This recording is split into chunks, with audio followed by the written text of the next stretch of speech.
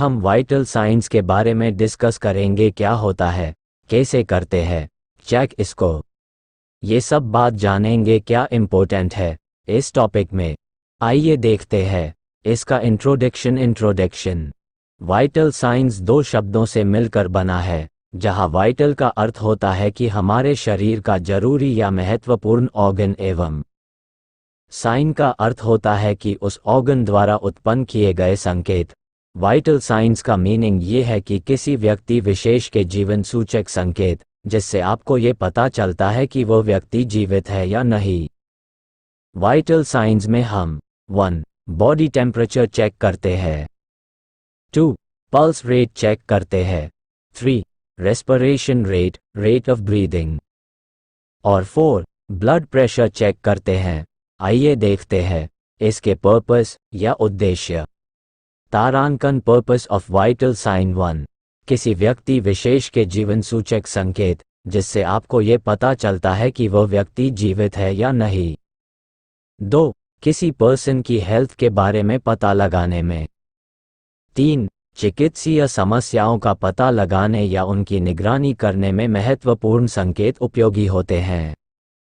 4. महत्वपूर्ण संकेतों को एक चिकित्सा सेटिंग में, घर पर, एक चिकित्सा आपात स्थिति के स्थल पर, या कहीं और मापा जा सकता है। अब हम वाइटल साइंस के प्रकार या इसके टाइप्स के बारे में जानेंगे।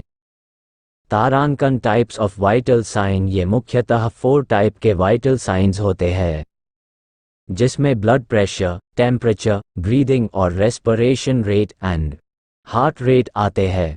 पहले हम 1. ब्लड प्रेशर से आपको ये पता चलता है कि मरीज के शरीर में खून का प्रवाह किस गति से चल रहा है, वह हार्ट के अंदर किस गति का कॉन्ट्रैक्शन और रिलैक्सेशन हो रहा है, जिससे खून की गति का संचालन होता है। यह आपको ब्लड प्रेशर से पता चलता है। ब्लड प्रेशर को हम स्फिग्मोमैनोमीटर के द्वारा मेजर करते हैं, जिसमें हम systolic and diastolic blood pressure देखते हैं। नॉर्मल ब्लड प्रेशर 120/80 पारे के मिलीमीटर होता है। यदि ब्लड प्रेशर कम हो जाए तो उस कंडीशन को हाइपरटेंशन, और यदि नॉर्मल से ज़्यादा हो जाए तो उस कंडीशन को हाइपरटेंशन कहते हैं।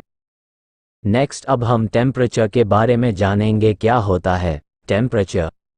2. टेम्परेचर का अर्थ ये होता है कि मरीज के शरीर का तापमान कितना है, जो अंदरूनी अंगों को सुचारू रूप से चलाता है। टेम्परेचर को मेजर करने के लिए हम थर्मोमीटर का यूज करते हैं। Normal temperature 98.6 degrees Fahrenheit and Celsius में 37 डिग्री सेल्सियस। यदि नॉर्मल टेम्परेचर कम हो जाए तो उस कंडीशन को हाइपोथर्मिया कहते हैं, और अगर बढ़ जाए तो उसे हाइपरथर्मिया कहते हैं। 3. Respiration rate, breathing rate. Breathing से ये तात्पर्य है कि मरीज के लंग्स 1 मिनट में कितनी बार श्वास को ले व छोड़ रहे हैं। इससे ये भी ज्ञात होता है कि लंग्स कितनी बार एक्सपैंड व रिलैक्स होते हैं। ये डायफ्राम की सहायता से होता है। Normal respiration rate 16 to 20 breath 4.